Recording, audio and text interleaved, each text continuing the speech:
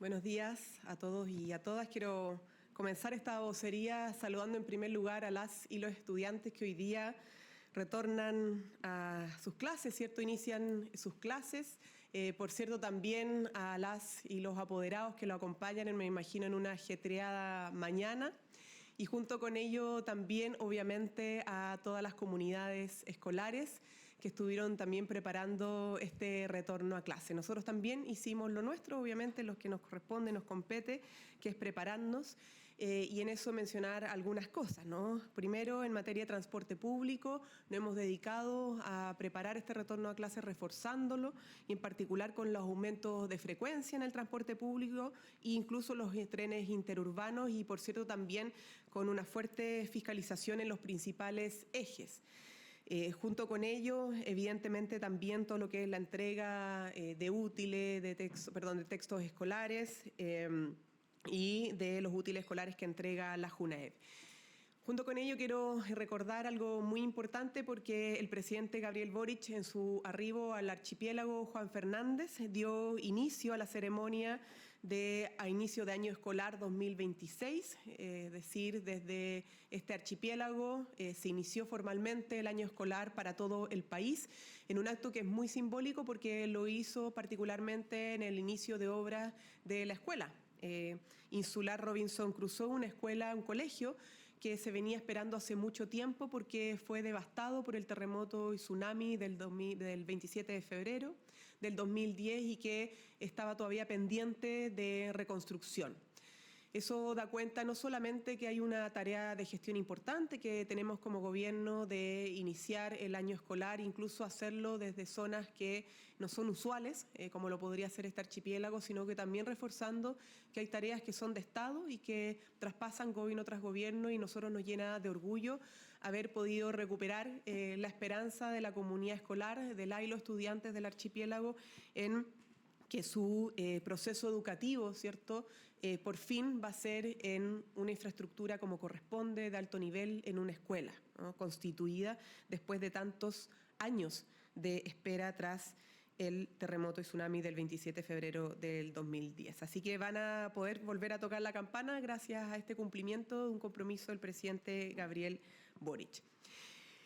Además, este retorno a clases tiene un significado especial porque hemos logrado recuperar la asistencia de las comunidades educativas, de los estudiantes a la sala de clase. Ustedes quizá no lo recuerdan, pero es importante recordarlo. El 2022 estamos viviendo los efectos de la pandemia y en el sistema escolar se señalaba con mucha preocupación, porque era una realidad, la pérdida de asistencia escolar y también la deserción escolar. Muchos estudiantes que salieron del sistema, lo abandonaron, y muchos estudiantes que estaban simplemente no queriendo o no pudiendo asistir a clases por distintas razones. Y ese problema lo enfrentamos con decisión, gracias a todo el trabajo de la reactivación educativa, el plan de reactivación educativa, y eso ya arrojó resultados. O sea, gracias a la gestión podemos decir que hemos tenido una recuperación histórica a nivel de educación parvularia. Promedia la asistencia escolar en un 78,9%, estamos hablando de 6,5 puntos más que el año 2022. Eso es resultado de gestión.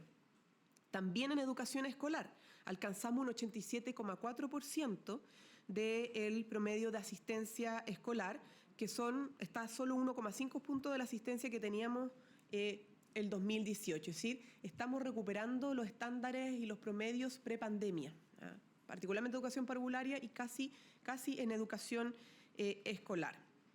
En educación escolar, sí. Y además, el año 2024, logramos registrar la tasa de desvinculación escolar más baja desde que existe en registro.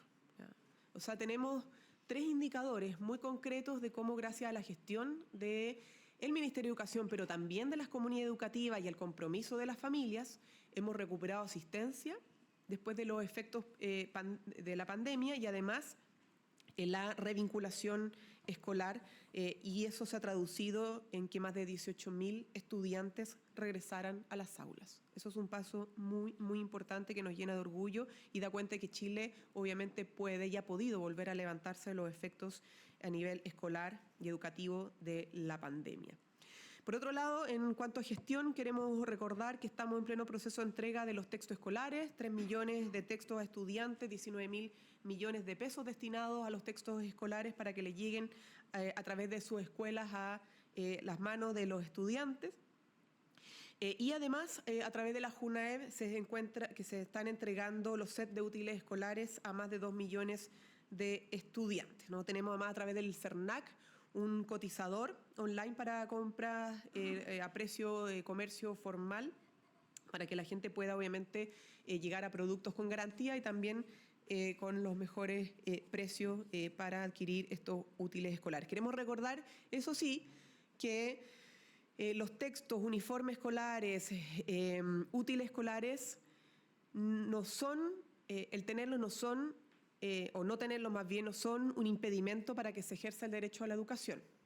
Por lo tanto, el no tener el uniforme, el no tener el útil escolar o el no tener el texto no implica que te puedan poner trabas al ejercicio del derecho a la educación, para que las familias, los padres, madres, los apoderados estén tranquilos con eso, sin perjuicio obviamente de las labores de Estado que mencioné anteriormente, que se están desarrollando para hacer llegar los que tienen derecho a esto al más breve plazo, los útiles como los textos escolares.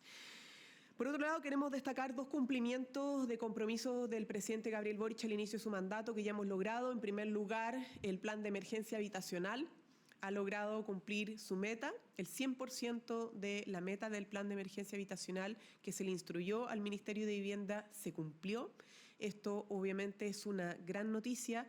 En algún momento se señaló que iba a ser muy difícil alcanzar la emergencia habitacional dado todos los eventos que hemos tenido de catástrofe que enfrentar y procesos de reconstrucción. Sin embargo, los 260.000 viviendas que contemplaba la meta de emergencia del plan de emergencia habitacional ya están ok, ¿cierto? Y es más, hemos dejado 150.000 viviendas adicionales en ejecución para que esta política de Estado continúe, ¿no? No solamente las 260.000 viviendas listas del plan de emergencia, sino que otras 150.000 que están en ejecución para que la próxima administración pueda continuar con esta gran tarea que es avanzar en el derecho a la vivienda para miles de compatriotas que todavía no tienen su techo propio y su casa propia. Además, hay que recordar que a través del Congreso logramos aprobar de manera legal, ¿cierto?, la prórroga de este plan de emergencia habitacional hasta el 2029. Esto permite consolidar que el plan de emergencia habitacional no sea solo una política de gobierno, sino que una política de Estado, ¿ya? Y que trascienda ya no solo 2 gobiernos, sino que incluso más allá de 2 gobiernos. Y todo esto va a quedar para Chile, ¿ya? Y eso es importante. Esto no tiene que ver simplemente con un gobierno u otro, sino que finalmente es una política de Estado que le hace bien al país, que le hace bien a las familias y queda para Chile, los chilenos y chilenas, independientemente que nosotros terminamos nuestras tareas de gobierno el 11 de marzo en la mañana. Y junto con ello, además, el cumplimiento de la meta de los 700.000 empleos formales nuevos durante nuestra administración. Esto era otro compromiso del presidente Gabriel Boric y se ha cumplido.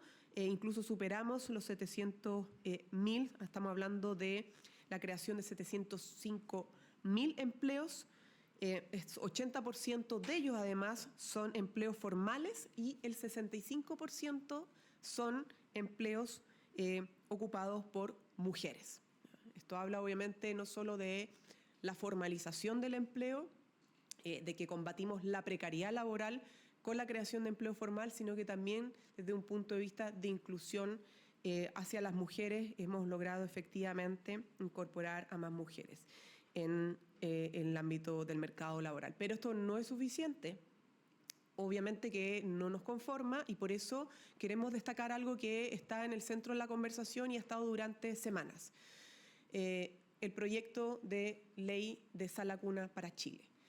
Queremos recordar que frente a las tareas de generación de más empleo, nuestro trabajo no se ha centrado solo en la gestión, que tiene como resultado, obviamente, la cifra que he dado, entre otras cosas, sino que además la agenda legislativa. El proyecto de subsidio unificado al empleo se va a votar mañana en la sala y particularmente el proyecto de sala cuna para Chile en la Comisión de Educación del Senado esperamos que no solamente ya esté en tabla, sino que haya voluntad política de avanzar en este proyecto. Nos preocupa, obviamente, las señales públicas que se han dado. Ustedes saben que la ministra Macarena Lobos estuvo todo el mes de febrero tratando de, a través del espacio de conversación telefónico, ¿no? Con quien quedó desde la oposición a cargo de estas conversaciones, el senador García, futuro además ministro de esta cartera, en poder tener una reunión presencial para poder avanzar en este proyecto. Sin embargo, la oposición rechazó el tener una reunión con el gobierno para poder avanzar. Y por lo tanto, no solo lamentamos este hecho, sino que nuevamente llamamos a la oposición, a los distintos sectores de la derecha que tienen representación política en el Parlamento, a manifestar concretamente una voluntad política en resolver uno de los problemas sociales urgentes que tiene nuestro país, que es el que por ley garanticemos el derecho a sala cuna para padres y madres de una vez por todas. Después de décadas esperando, después de décadas debatiendo la necesidad de este derecho, es momento de que el consenso técnico que hemos tenido se manifieste en voluntad política para que esto finalmente sea ley de la República. Así que esperamos nuevamente, como lo decía, que no solamente la Comisión de Educación tenga ya, y entendemos que se citó, el día miércoles para para ver este proyecto, donde vamos a poder presentar las indicaciones que hemos comprometido, sino que también exista la voluntad política de avanzar en este tan anhelado proyecto para nuestros compatriotas. Preguntas. ¿Cómo está, ministra? Buenas Muy bien, tardes. gracias. Quería preguntarle respecto a la situación, la tensión internacional, a ver si nos puede dar luces de cuál es la postura del gobierno, de la moneda respecto a la crisis de Medio Oriente. El presidente Boric ya ha deslizado alguna postura, pero si nos puede detallar a qué se refiere cuando dice no tenemos por qué aceptar elegir entre barbaries, que es una de las frases que está ahí en los tuits del presidente. Eso. Sí.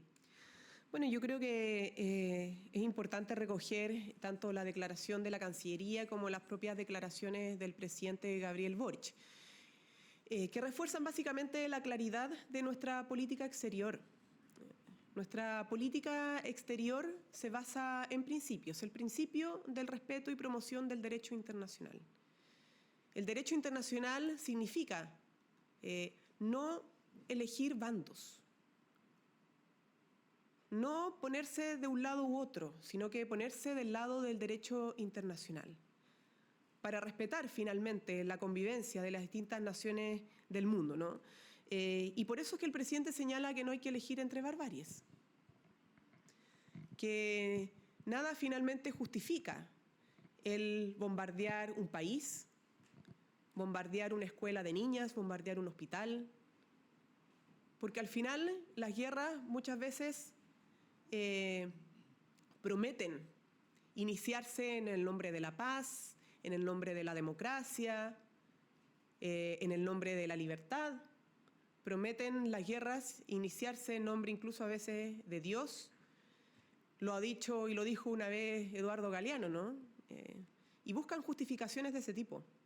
Pero al final sabemos que las guerras terminan siempre, siempre perjudicando a los pueblos.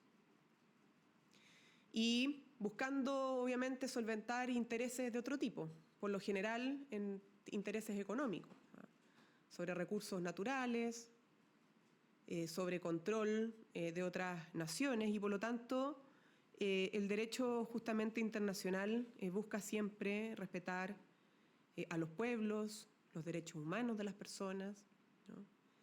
Y evidentemente aquí se ha transgredido el derecho internacional. Por eso el presidente y nuestra Cancillería ha sido muy clara en la importancia del respeto de este marco normativo, que no prime la ley del más fuerte, que no prime la ley de quien tiene más preponderancia militar o nuclear, sino que finalmente prime el respeto a la soberanía de los países y, sin lugar a dudas y de manera principal, a los derechos humanos de las personas. Hemos lamentado, obviamente, la baja de civiles y eso debería conmover siempre a todo el mundo, independientemente, insisto, del sistema o régimen o presidente que lidere un ataque militar u otro, ¿no? La baja de civiles y particularmente de niños, niñas, es algo que debería siempre, por razones humanitarias, conmover a todo el mundo. Esa es la posición del Ejecutivo y ha sido clara siempre y manifiesta en distintos momentos y en distintos contextos. Esta no iba a ser la excepción. Hola, ministra, buenas tardes.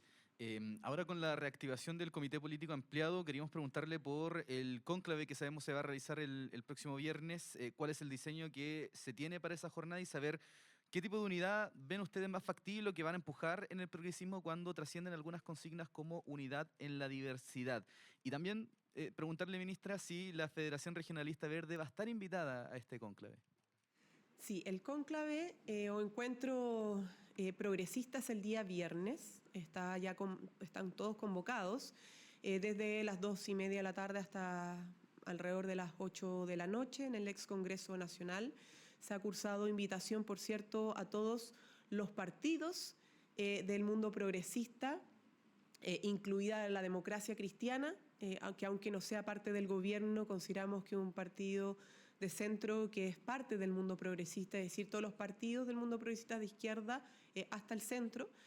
Y no solamente las directivas de los partidos, sino que también los parlamentarios en ejercicio, los parlamentarios electos, los alcaldes y alcaldesas progresistas, los gobernadores en este caso, del mundo progresista, incluso representantes de los centros de estudios del mundo progresista. Esperamos que sea un encuentro obviamente fraterno, donde se converse sobre el presente y futuro del progresismo, entendiendo, como lo hemos dicho en muchas oportunidades, la importancia concreta y material que tiene la unidad.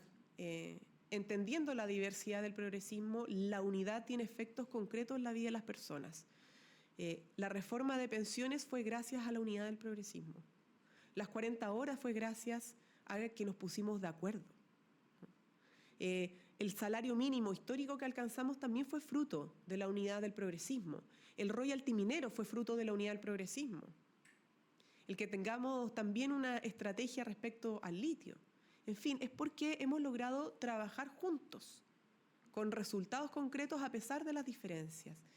Y eso es lo que queremos que se ponga en perspectiva pensando en el futuro del progresismo. ¿Cómo y cuánto más se puede lograr por el bien del país y para el país, para las personas, para las familias, para los trabajadores y trabajadoras, para la justicia social, para un desarrollo y un crecimiento económico justo, si es que el progresismo logra la unidad más amplia posible, justamente de cara a los desafíos que vienen. Así que esperamos que sea una gran jornada.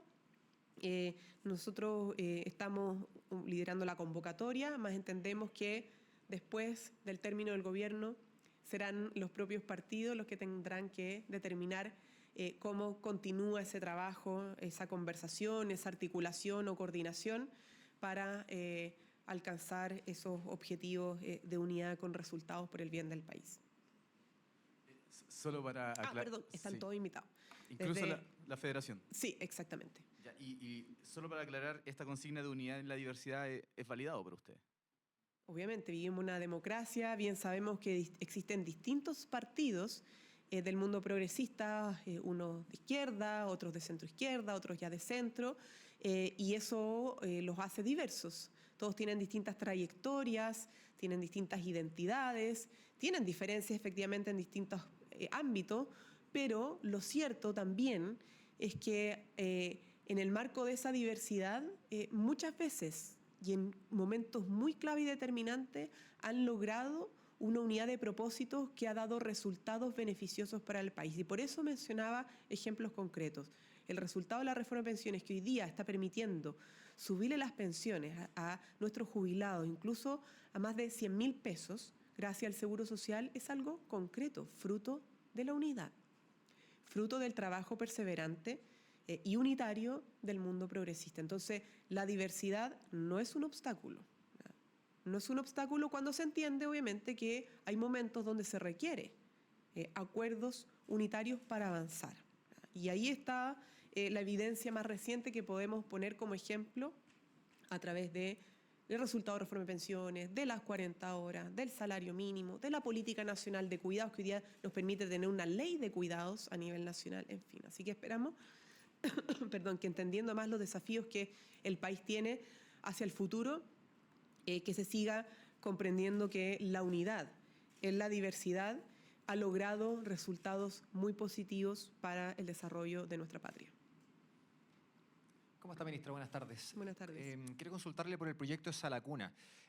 Particularmente saber cuáles son los consensos técnicos que adelantó el presidente y cómo ven las críticas que se han generado, por ejemplo, desde el presidente de la UDI. Él directamente le cierra las puertas a la tramitación de este proyecto, al menos en esta administración, y por otro lado el diputado Kaiser, que dijo que el presidente está tratando de hacer las tareas a última hora.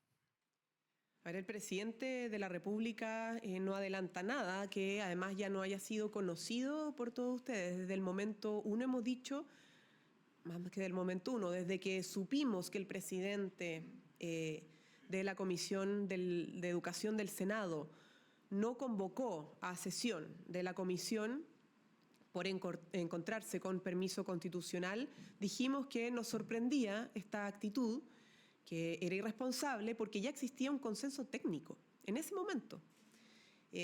Hubo conversaciones y intercambios de propuestas, de información, de consultas incluso desde los equipos técnicos de la oposición, y muchas de ellas fueron recogidas para justamente lograr el consenso técnico del proyecto de Salacuna.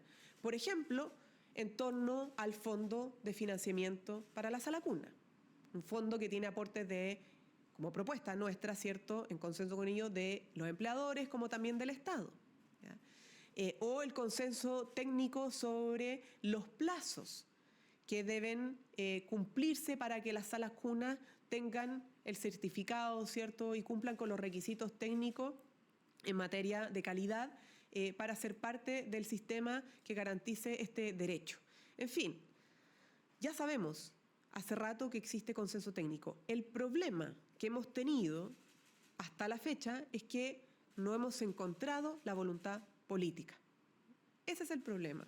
Y tanto es así, vuelvo a reiterar, la ministra Macarena Lobos, que ha hecho un tremendo esfuerzo por dialogar y generar acuerdos en distintas materias legislativas, estuvo todo el mes de febrero trabajando, sin parar obviamente, sin vacaciones obviamente, en poder encontrar en la oposición la voluntad concreta de avanzar.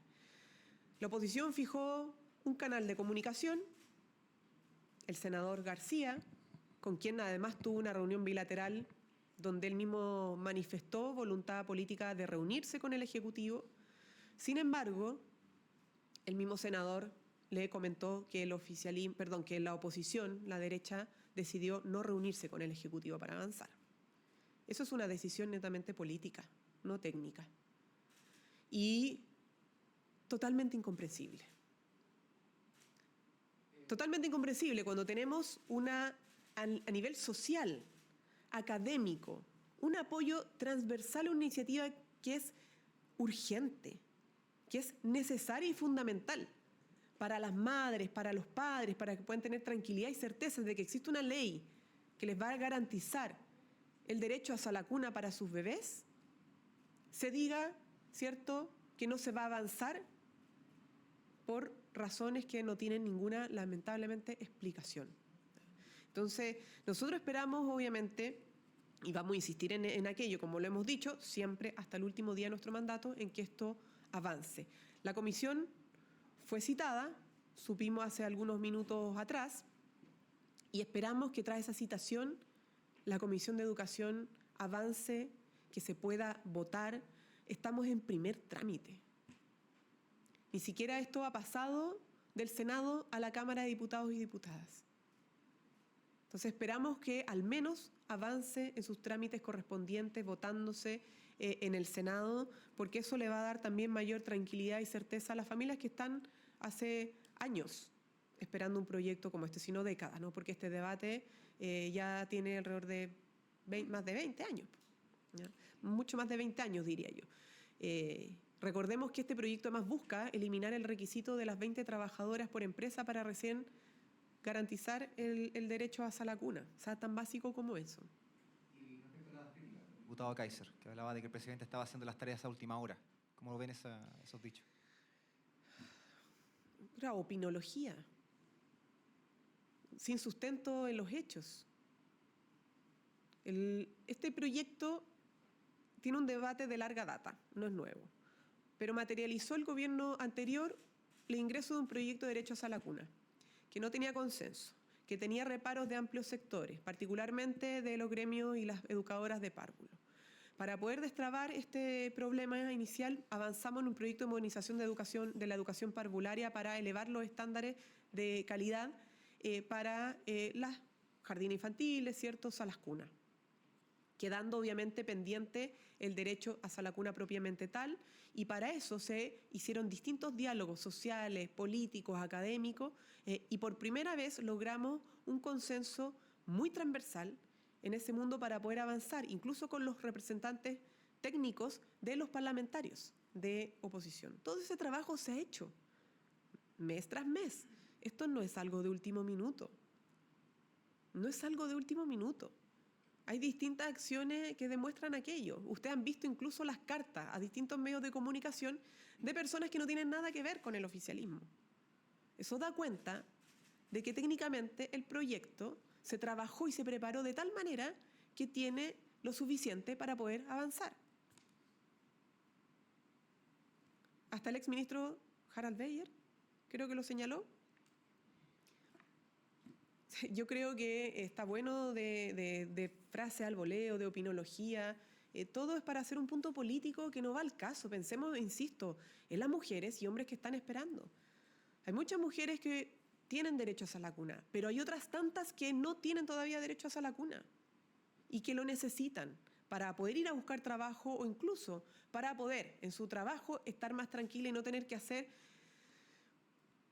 todo el día una logística, día tras día logística para ver cómo resolver el cuidado de sus bebés. Esa es la realidad de nuestro país, esa es la realidad de las personas. Entonces, ya esto de criticar que el presidente, que los tiempos, que no sé qué, son puras excusas, pura opinología.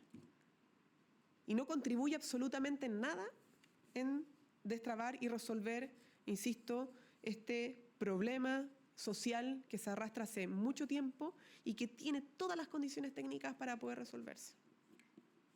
¿Cómo está, ministra? Buenas tardes. Buenas Ministra, tardes. volviendo a temas internacionales, algo que quedó pendiente sobre lo ocurrido en Irán puntualmente. ¿Qué le parece al gobierno la postura que marcó el presidente electo valorando el ataque militar de Estados Unidos e Israel sobre Irán, distanciándose obviamente de la postura que haya marcado el presidente de la República? Miren, lo dije explícitamente, nuestra posición como gobierno ha sido defender la trayectoria de la política exterior chilena, la de no alineación, la de no elegir bandos que no sean más que el respeto y promoción del derecho internacional. Nada justifica un ataque que termina con decenas de niñas muertas. Muchas veces se levantan justificaciones que son en pro de la democracia, en pro de la civilización, que bombardear infraestructura que está siendo ocupada por civiles es en nombre de la libertad, etcétera, etcétera. Pero al final todos sabemos, y la historia lo sabe, que nada lo justifica, que al final en las guerras y en estas invasiones lo únicos que pierden y terminan perdiendo son los pueblos. Y eso es lo que lamentablemente está pasando ahora.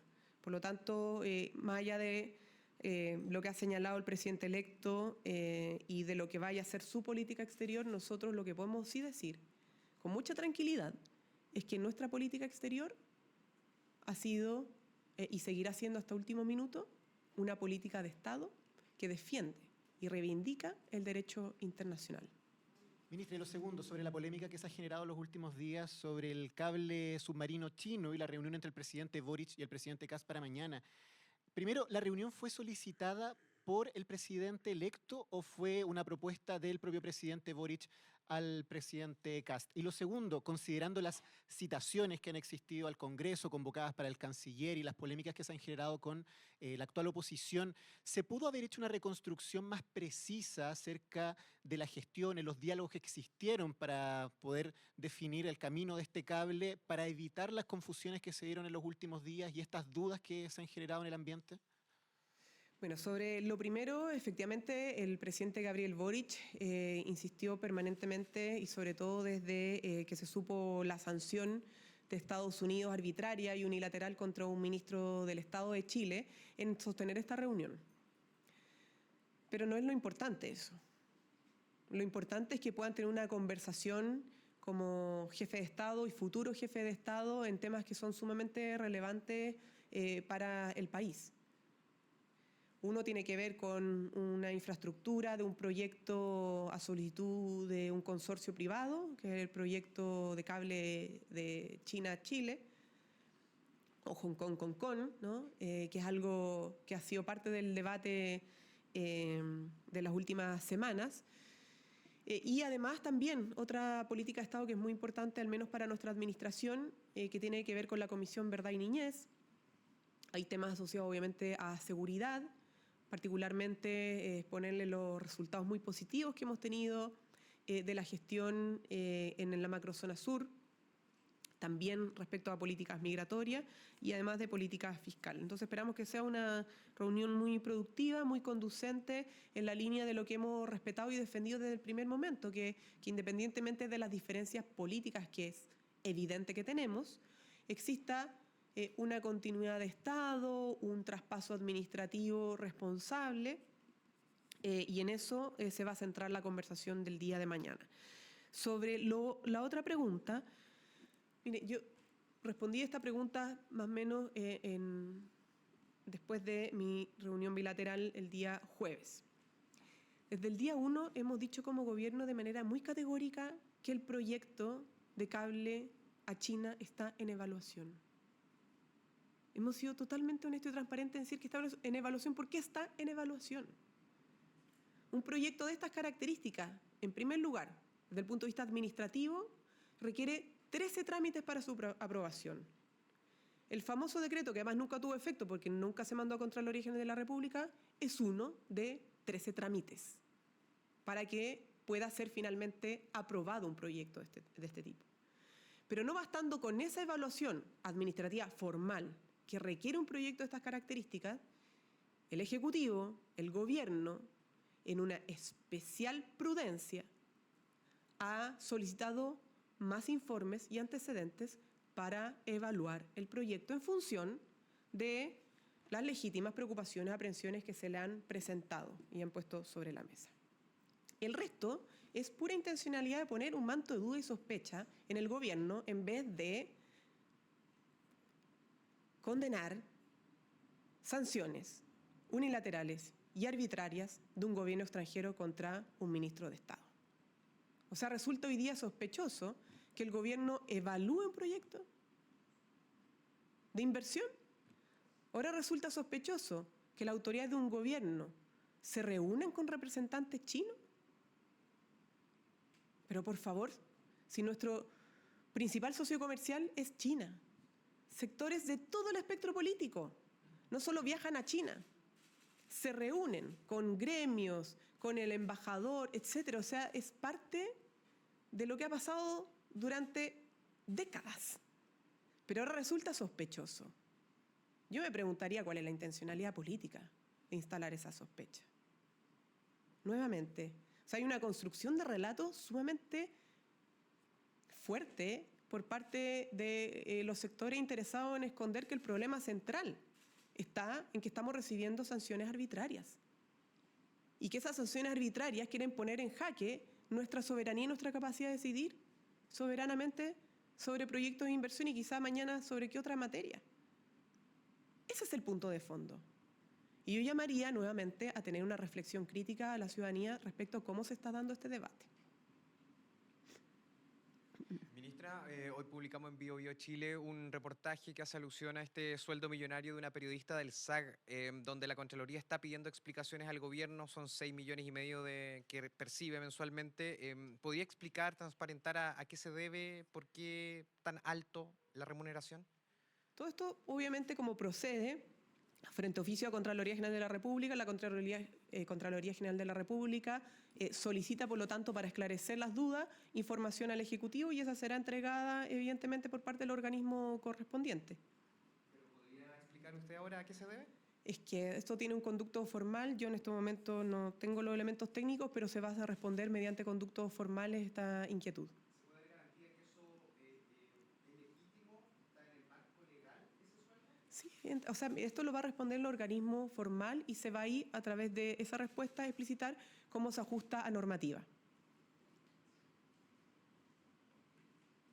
Ministra, buenas tardes. Buenas Usted tardes. recién especificaba lo clara que había sido en la bilateral que había sostenido con su sucesora Mara Cedini, lo claro que ha sido el gobierno respecto a la trama del cable submarino. Sin embargo, hoy día la próxima vocera ahondaba en críticas del gobierno respecto a este tema. De hecho, ella mencionaba que el gobierno, la reacción del gobierno, la forma en que ha enfrentado esta situación ha sido equívoca, inexacta, poco transparente, aludía a que la información iba saliendo por goteos y que los ministros, entre ellos, habían tenido inconsistencias. Yo quería preguntarle si es que, dicho todo lo dicho, hay asidero en esta crítica, esto se enmarca a su juicio en el tenor republicano que tiene que tener el traspaso cuando la vocera insiste en las críticas hacia el gobierno.